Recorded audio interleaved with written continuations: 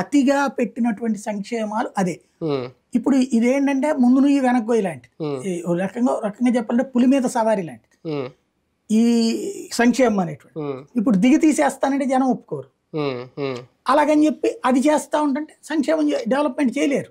ఉమ్, ఉమ్. ఇప్పుడు అవును, అదే సమస్య. బ్యాలెన్స్ చేయలేకపోయారా జగన్మోహన్ రెడ్డి గారు అధికారం కాపాడుకోవడంలో, అలాగే ప్రజలకు ఇస్తారన్న హామీలు నిలబెట్టుకోవడంలో అంటే బ్యాలెన్స్ అంచనా చేయలేకపోయారు? వేసుకోవడంలో ఫెయిల్ అయ్యాడు. అంచనా fail ఎంతసేపటికి అనుకుంటున్నది ఏంటంటే ఎంతమందికి ఇచ్చేసాం కాబట్టి కుటుంబం నుంచి 3 ఓట్లు వస్తాయని లెక్కేసుకున్నాడు. ఉమ్, కుటుంబం 3 ఓట్లు కాదు, కుటుంబంలో ఒక్క ఓటే వచ్చింది ఇప్పుడు ఉమ్, తనకి. ఉమ్, 1,45,00,000 కుటుంబాలకు అన్నాడు. ఉమ్, అందులో వీళ్ళ కుటుంబాలు ఇప్పుడు అందరూ మనం ఇంతకు ముందు కూడా చాలా సార్లు మాట్లాడుకున్నాం. అవును, అందరూ వీళ్ళ పార్టీ వాళ్ళే ఉంటారు కదా. తెలుగుదేశం వాళ్ళు ఇటు వచ్చి ఎందుకు ఓటు వేయాలి, అవును, జనసేన వాళ్ళు ఇటు ఎందుకు వేయాలి, బీజేపీ వాళ్ళు ఇటు వచ్చి ఓటు ఎందుకు వేయాలి. అక్కడ క్యాల్కులేషన్స్. రెండవది క్రిందటిసారి వాళ్ళు వేశారు ఎందుకు, అప్పుడు చంద్రబాబు మీద కోపంతో.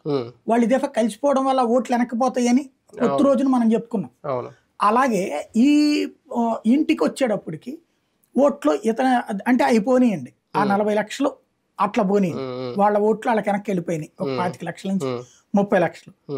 మిగతా ఉన్నటువంటిది 1,10,00,000 అనుకోండి. 1 కోటి మంది ఉన్న 1 కోటి కుటుంబాలు ఈ 1 కోటి ఓట్లు తనకు వచ్చినాయి, కాకపోతే ఒకటే వచ్చినాయి. వీళ్ళకి 60 లక్షలు 70 లక్షలు ఉంటాయి. అంటే 70 లక్షల కుటుంబాలు అనుకుందాం.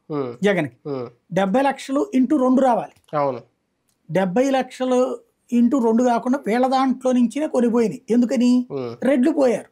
ఇప్పుడు మీకు మొత్తం ఆ కుల సమీకరణాలు లెక్క తీస్తే ఆంధ్రప్రదేశ్ చరిత్రలో తెలుగుదేశం పార్టీ హైయెస్ట్ రెడ్ల సీట్లు గెలిచింది ఇప్పుడే.